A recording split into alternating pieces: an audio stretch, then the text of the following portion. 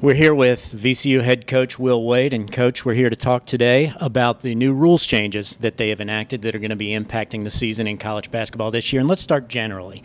There was an article that came out last week where Bob Huggins wasn't necessarily for them all. But for the game of college basketball, generally speaking, are they good changes? I think it's certainly a step in the right direction. And I think what's happened is people are focused on one or two of the rules, the timeouts or the shot clock or the restricted arc, and one rule in and of itself isn't going to change the game a whole lot.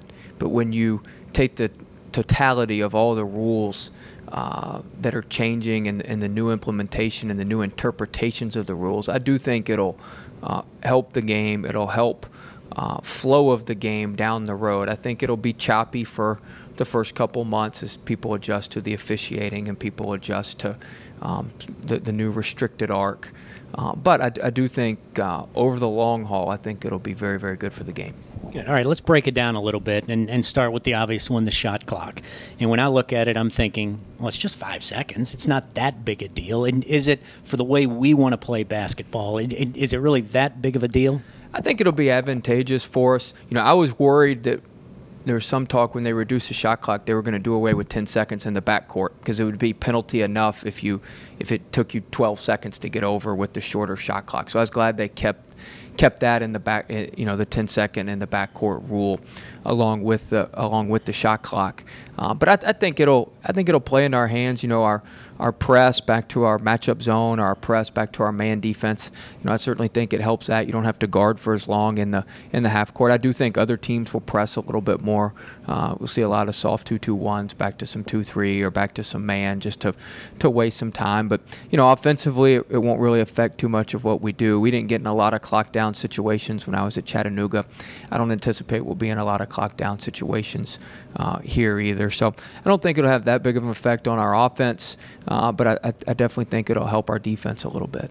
All right, I wanted to ask you about the restricted arc, it moving out to 4 feet, and it seems like it would be advantageous, but I don't really understand how that's advantageous or why that's important. Can you tell me about that? Well, that's part of the reason, you know, we've tried to, we've tried to get an armada of bigs down there. You've got to have some length. It's gonna make the block shot a lot more important. It's gonna be a lot more important to be able to block shots, be able to come from the weak side and block shots. You're not just gonna be able to step in there and take as many charges, because just from when you're on the help side to getting to that ball side in the rotation, it's just gonna be a step further in the rotation. So if you just think back through the season, how many charges would have been taken with one extra step, it certainly changes that. Now, some teams will compensate and overhelp, which will make stuff on the backside easier to get to. So as a coach, you need to see, you know, how teams are playing, at what their strategy is. If they're not going to overhelp, then you need to drive it hard to the rim,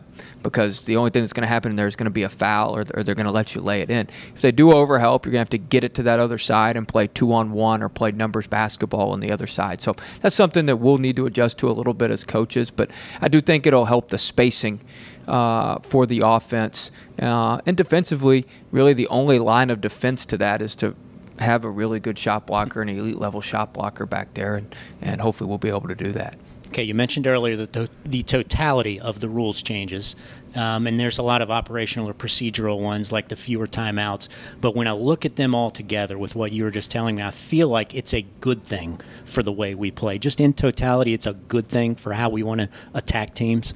I think so, and the way I look at it is, I mean, it's not changing. They've already been implemented, and so we need to adjust accordingly. You know, I think there's a lot of games within the games, you know, and one thing that's going to be very important, and we're going to focus on it with our team, is, you know, you're going to be able to draw more fouls if you're really aggressive, driving it to the rim, getting the ball to the front of the rim. You're going to be able to draw a lot more fouls, and so we need to really focus on that and win the free throw battle most games. And then, you know, we need to guard without fouling. This matchup zone that we're going to play will certainly help us with that, and help cut down on some driving angles and driving lanes for other teams. So, you know, the rules are the rules, and people can complain about them all they want, or they can say what they want about them, but it's our job as coaches to adjust. And if we're going to just try to keep doing what we've been doing and beat our head against the wall, then it's not going to work, and we're just going to complain about the rules changes. But the reality is they're not changing. They're not going back to how they were.